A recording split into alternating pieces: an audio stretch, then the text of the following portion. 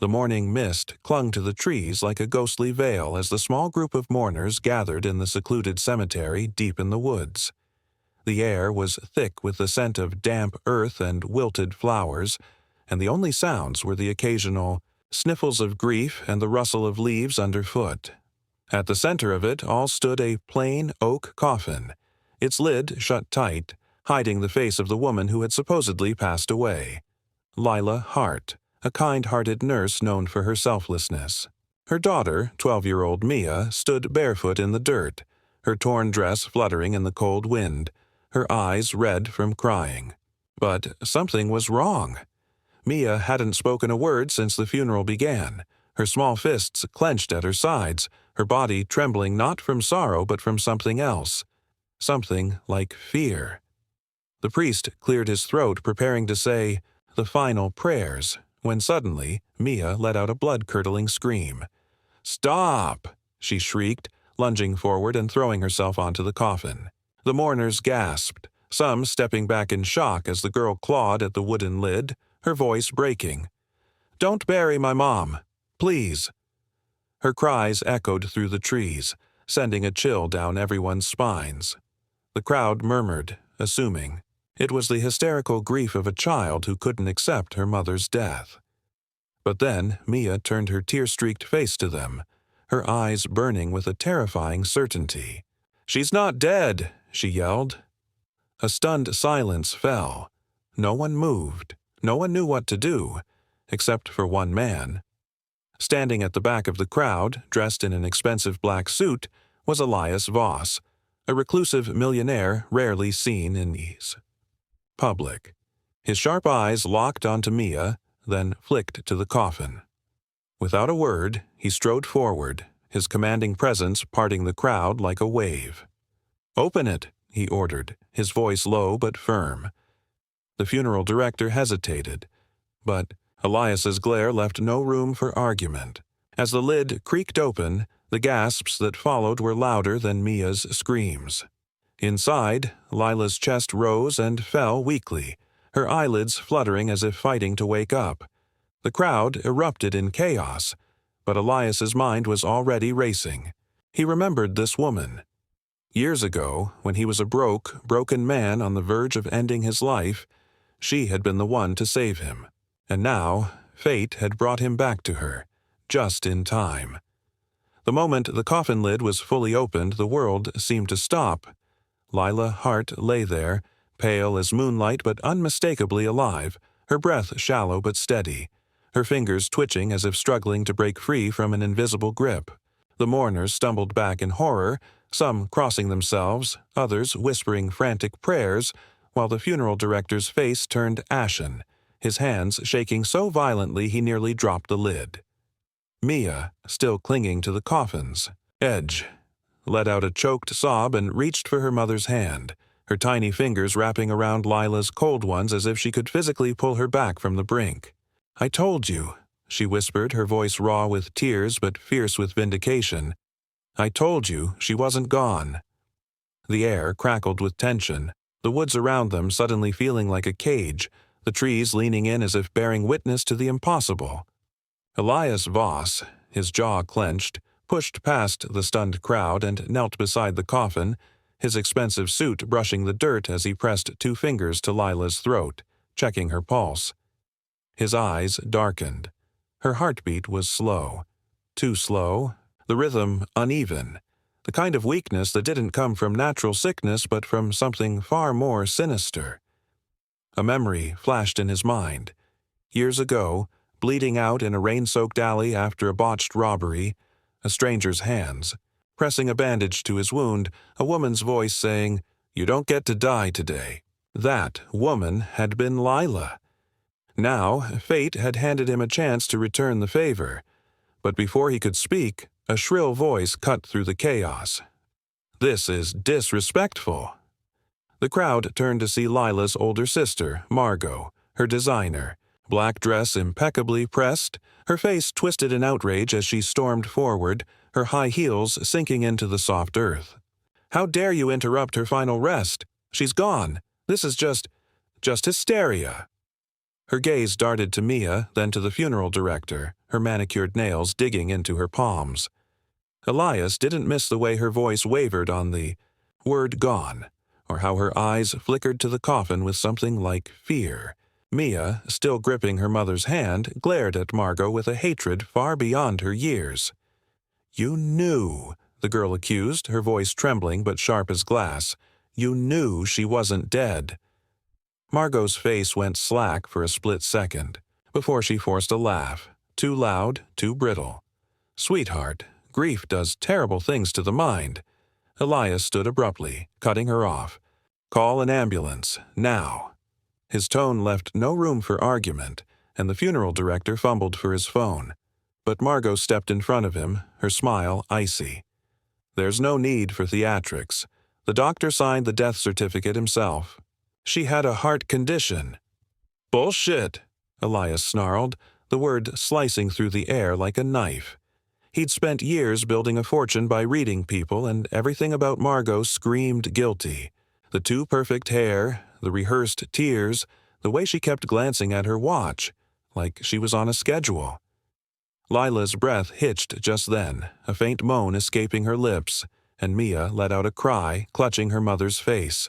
"Mom, wake up, please."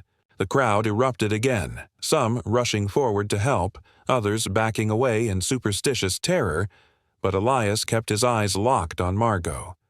And that's when he saw it. The faintest flicker of panic in her eyes as she reached into her purse, her fingers closing around something small and metallic. A syringe. The glint of the syringe in Margot's hand sent a jolt of adrenaline through Elias's veins. Time seemed to slow as he processed the scene, the way her fingers tightened around it, the way her eyes darted toward Lila's coffin, the unnatural calm masking her panic. This wasn't grief.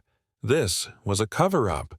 Without hesitation, he lunged forward, his body moving before his mind could fully register the danger, and grabbed Margot's wrist just as she tried to slip the syringe back into her purse.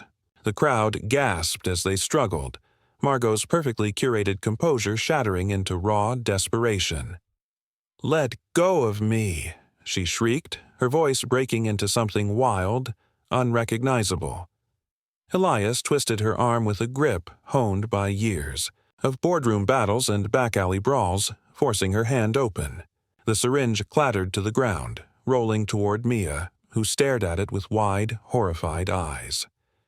A murmur of shock rippled through the mourners as the truth began to dawn. This wasn't just a tragic misunderstanding. This was something darker.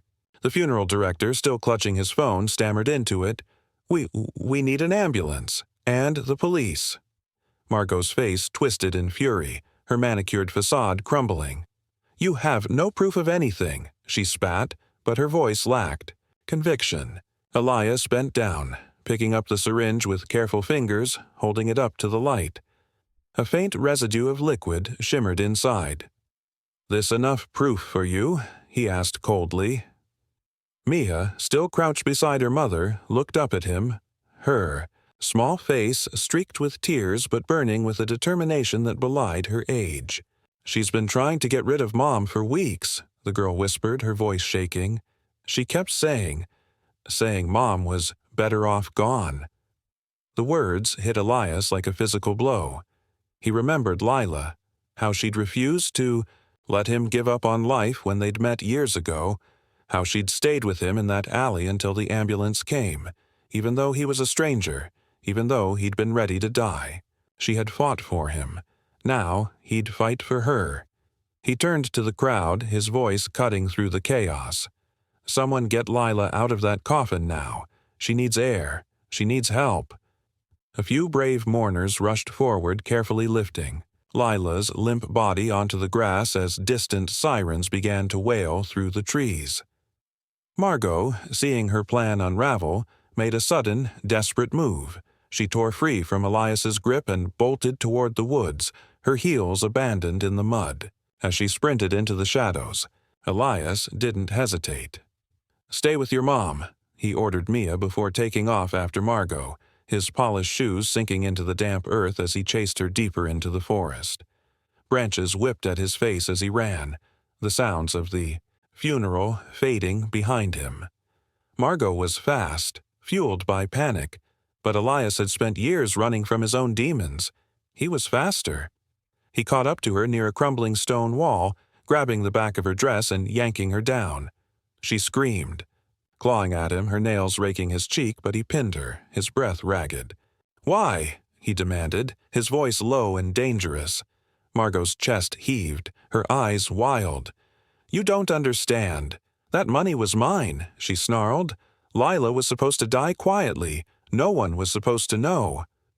The admission hung, in the air like poison. Elias's blood ran cold. Money. This wasn't just about jealousy. It was about a payout, a life insurance scam. Before he could press further, the distant shouts of police officers echoed through the trees. Margot's face went slack with defeat. But as the sirens grew louder, Elias realized something even more chilling. Lila's condition wasn't natural. Whatever Margot had given her, it wasn't just meant to mimic death. It was meant to finish the job. And if they didn't act fast, Lila might still slip away. The police swarmed the scene like a storm breaking. Officers in uniform fanning out through the trees, their radios crackling with tense voices as they surrounded Margot, wrenching her from Elias's grip and cuffing her wrists with cold, metallic clicks. She didn't resist anymore. Her face had gone eerily blank, as if the fight had drained out of her the moment she'd confessed. But Elias barely spared her a glance. His entire focus was on Lila, who now lay on the grass beside her own coffin, her skin still deathly pale, her breath so faint it was almost imperceptible. Mia clung to her mother's side, her small hands pressed desperately against Lila's chest as if she could will her heart to keep beating. The paramedics arrived seconds later, pushing through the crowd with their equipment, their faces grim as they knelt beside Lila. One of them, a woman with sharp, assessing eyes, checked Lila's pulse, then immediately snapped orders to her. "Team, we need to intubate, her airways compromised, and get an IV line in now." Elias watched, his stomach twisting as they worked to stabilize Lila. The syringe he'd taken from Margot was now bagged as evidence, but the damage was already done. Whatever drug was in it had been in Lila's system for hours, maybe longer. Mia looked up at the paramedic, her voice barely a whisper. "Is she gonna die?" The woman didn't sugarcoat it. "Not if we can help it." They loaded Lila onto a stretcher, rushing her toward the waiting ambulance, Mia scrambling after them like a shadow. Elias moved to follow, but a detective stopped him with a firm hand on his arm. "Mr. Voss, we need your statement, now." Reluctantly, Elias turned, his jaw tight. He gave the detective a clipped version of events: Margot's suspicious behavior, the syringe, her frantic confession about money. But his attention kept flicking back to the ambulance, where Mia was being helped inside, her tear-streaked face the last thing he saw before the doors slammed shut. The detective's voice pulled him back. "You said there was a life insurance policy involved?" Elias nodded. Margot as much as admitted it. She wanted Lila dead for the payout. The detective exchanged a glance with his partner. "We'll need to pull records, but if that's true, this goes beyond attempted murder. This was premeditated." As the police continued their questioning, Elias's phone buzzed in his pocket. He pulled it out, glancing at the screen, a notification from his private investigator. He'd hired the man years ago to track down the woman who'd saved his life, but Lila had vanished shortly after their encounter, leaving no trail. Until now. The text read, "Pulled Lila Hart's medical records. No history of heart conditions." But there's something else. A large deposit into Margot Hart's account last week, from a shell company. Elias's blood ran cold. This wasn't just greed. This was calculated. He shoved the phone back into his pocket, cutting off the detective mid-question. "I need to get to the hospital." The detective frowned. "Sir, we're not done here." And she might not have much time left. "Oh," Elias shot back. Without waiting for permission, he turned on his heel and strode toward his car, his mind racing. Margot had planned this meticulously, but she'd made one mistake. She hadn't counted on Mia. The drive to the hospital was a blur of speed and sharp turns, Elias's knuckles white on the steering wheel. When he finally arrived, the ER was chaos. Nurses rushing between rooms, monitors beeping in a discordant symphony.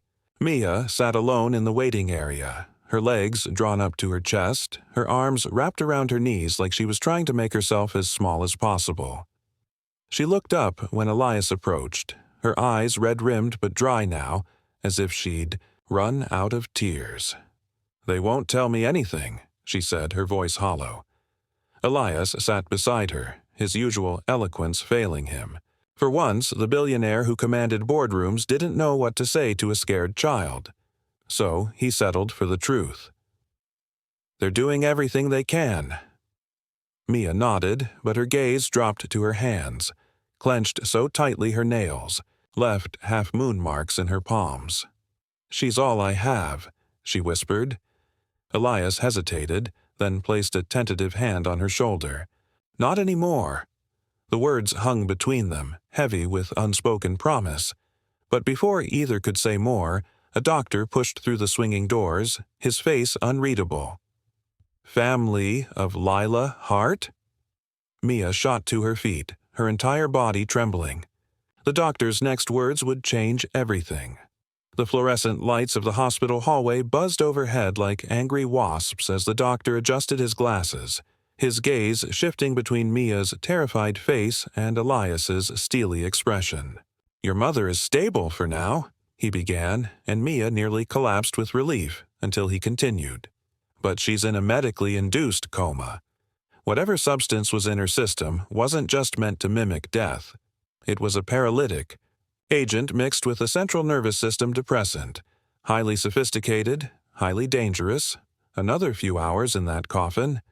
He didn't need to finish the sentence. The image of Lila suffocating in darkness, trapped and unable to scream, sent a visible shudder through Mia's small frame.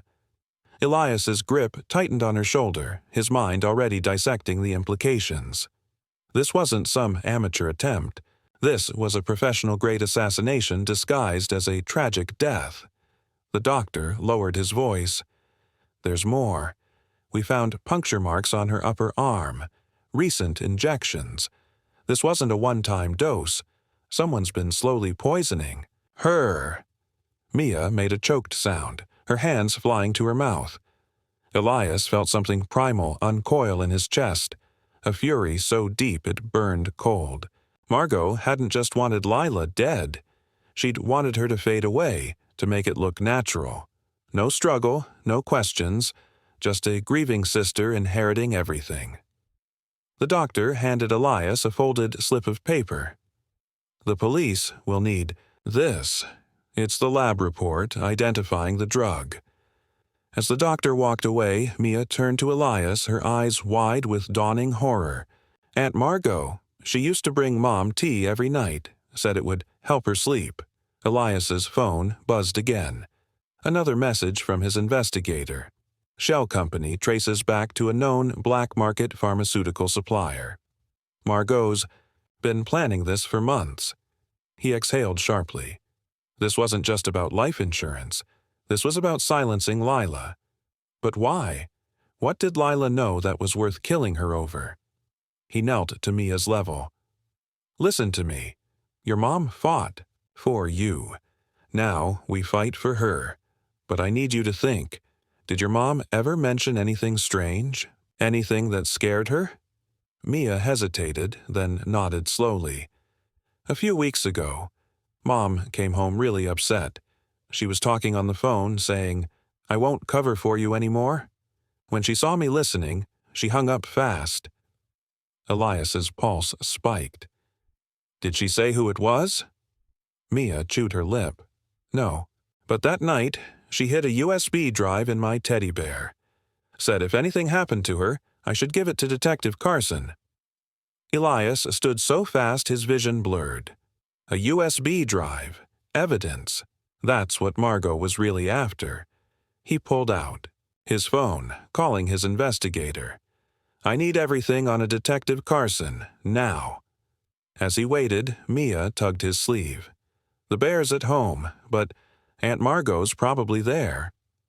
Elias's smile was all teeth. Not anymore. Margot was in custody, but her accomplices might not be. He grabbed Mia's hand. "We're getting that drive." They sped toward Lila's modest house on the outskirts of town, the night swallowing the road whole. But as they turned onto her street, Elias's headlights caught a flicker of movement. In Lila's driveway, a shadowy figure picking the lock on her front door. The figure at Lila's door froze like a deer in headlights as Elias's car screeched to a halt, the beams illuminating his gloved hands and the lockpick still wedged in the keyhole. For a heartbeat, nobody moved. Then the intruder bolted, sprinting into the overgrown backyard with the desperate speed of someone who knew exactly what was at stake. Elias didn't hesitate. "Stay in the car," he ordered Mia, already flinging his door open, but the girl was faster, darting out before he could stop her. "That's my house," she shouted, her voice raw with fury, tearing after the fleeing. "Shadow!" Cursing, Elias lunged after her, his polished shoes slipping on the damp grass as they chased the figure toward the rusted chain-link fence at the property's edge. The intruder vaulted over it with practiced ease, but Mia knew these woods better than anyone. She ducked through a gap in the fence, her bare feet flying over tangled roots as she closed the distance. Elias's phone blared with an incoming call, his investigator no doubt with news about Detective Carson, but he silenced it, his entire world narrowing to the chase. The intruder stumbled over a fallen log, and Mia pounced like a feral cat, grabbing the back of their hoodie with both hands. A choked yelp echoed through the trees as the figure whirled, shoving her hard. Mia hit the ground with a thud, but the delay gave Elias the opening he needed. He tackled the intruder, rolling them both into a patch of moonlight where the hood fell back, revealing a gaunt-faced man with a jagged scar running from eyebrow to chin. Recognition flashed in the man's eyes. "Voss," he spat, as if the name itself was poison. "You're supposed to be—" Elias slammed his fist into the man's jaw, cutting him off mid-sentence. "Supposed to be what?" he growled, but the man just laughed, blood staining his teeth. "You have no idea what you're stepping in." Behind them, Mia gasped. "Elias, look out!" A second figure emerged from the trees, a glint of metal in their hand. Elias barely dodged the knife swipe, feeling the blade graze his shirt, as he rolled aside. The scarred man scrambled up and the two assailants vanished into the woods like ghosts. Mia was shaking, her knees scraped, but her eyes burned with determination. "They were after the USB," she whispered. Elias helped her up, his mind racing. That scarred man knew him, knew of him. This went deeper than Margot. Much deeper. They hurried back to the house, the front door still ajar. Inside, the living room looked untouched, except for Mia's bedroom. The torn remains of her stuffed animals littered the floor, their stuffing scattered like snow. Mia dropped to her knees beside a decapitated teddy bear, her fingers digging into its seams. "It's gone," she choked out. Elias's stomach dropped until she grinned and pulled a tiny silver drive from her pajama pocket. "Psych. I never keep stuff where people look." Elias barked a laugh, but it died in his throat as headlights flooded the front window. A black SUV idled at the curb, its tinted windows impenetrable. Mia clutched the USB like a lifeline. "Are they coming back?" Elias pushed her behind him, adrenaline surging. "Get to the kitchen. Lock yourself in the pantry." But before either could move, the SUV's door opened, and out stepped Detective Carson himself, his badge glinting under the porch light. Except the man Mia described as her mother's trusted contact looked nothing like the exhausted, middle-aged cop Elias expected. This Carson was broad-shouldered, his posture rigid, his hand resting too casually near his holster. His smile didn't reach his eyes. "Mia," he called, too smooth, too practiced. "Your mom told you to give something to me, remember? Let's not make this difficult." Elias's blood turned to ice. Carson was in on it. The moment stretched like a wire about to snap. Detective Carson took a step forward, his polished shoes creaking on the porch steps, his smile never wavering even as his eyes turned glacial. "Come on now, Mia. You don't want to end up in foster care, do you? Just hand it over and I'll make sure you're taken care of." His voice was syrup-thick with false concern, but his fingers twitched near his gun. Mia pressed closer to Elias, the USB drive digging into her palm. "You're lying," she whispered. "Mom trusted you." Carson's facade cracked. "Your mom should have kept her mouth shut," he snarled, lunging forward, but Elias was faster. He shoved Mia behind the couch and grabbed the fireplace poker, swinging it just as Carson cleared the threshold. The metal connected with a sickening crack, sending the detective staggering back, his nose gushing blood. "Run!" Elias barked, but Mia was already sprinting down the hall toward the back door, her bare feet slapping against the hardwood. Gunfire erupted. A bullet splintered the doorframe near Elias's head as he dove after Mia, his mind racing. They needed leverage. Proof. The USB was useless if they didn't live to expose it. He caught up to Mia in the backyard, yanking her behind the rusted shed just as another shot rang out. "Listen to me," he panted, pressing the USB into her hand. "There's a reporter, Sarah Kwan, at the Daily Sentinel. She's been investigating police corruption. Get to her. Now." Mia's eyes widened. "But what about you?" A shadow loomed at the corner of the house. Carson, wiping blood from his face, his gun raised. Elias didn't think. He charged, tackling the detective into the dirt just as the gun went off again, the shot ricocheting into the night. They grappled, Elias's fists connecting with ribs, Carson's elbow catching his temple. Stars exploded behind his eyes, but he held on, buying Mia precious seconds to escape. Then, a miracle. Sirens. Real police cars screeched to a halt out front, their radios blaring. Carson froze, panic flashing across his face. "You're finished," Elias spat, kneeing him in the gut. By the time backup officers rounded the house, Carson was scrambling to his feet, his badge held up like a shield. "This man assaulted an officer," he bellowed, but Elias just smiled, blood trickling from his lip. "Check his car." A rookie officer hesitated, then marched to the SUV. Moments later, he emerged holding a black duffel, unzipped, spilling bundles of cash and a vial of the same paralytic drug used on Lila. Carson paled. "That's not enough." The voice came from the alleyway. Mia stepped forward, not with Sarah Kwan, but with Chief Morrison, his face thunderous, and beside him, leaning heavily on a paramedic's arm but very much alive, Lila, her eyes blazing. Even as her body trembled with exhaustion, Mia sobbed, sprinting to her mother's arms. Lila held her tight, but her gaze locked onto Carson. "You bastard," she rasped. "I knew you were dirty. That USB has everything. The drug ring, the payoffs, the bodies buried under the precinct's new construction site." The chief's jaw tightened. "Take him in." As Carson was dragged away screaming threats, Elias staggered to his feet, meeting Lila's eyes across the chaos. She mouthed 2 words. "Thank you." Epilogue. 3 months later, the headlines told the story. Corruption scandal. Topples police brass. Millionaire philanthropist funds whistleblower clinic. Lila recovered fully, her nursing license reinstated, with honors. Mia returned to school, though she now carried a burner phone Elias insisted on, programmed with his private number, and at the ribbon cutting for the new community hospital, funded by Voss Holdings, Elias stood beside Lila as she addressed the crowd. "Some people think death is the end," she said, squeezing Mia's shoulder. "But love? Truth? Those things don't stay buried." As the applause rose, Elias slipped a folded note into her hand. Inside, just 5 words. "You saved me. I owe you."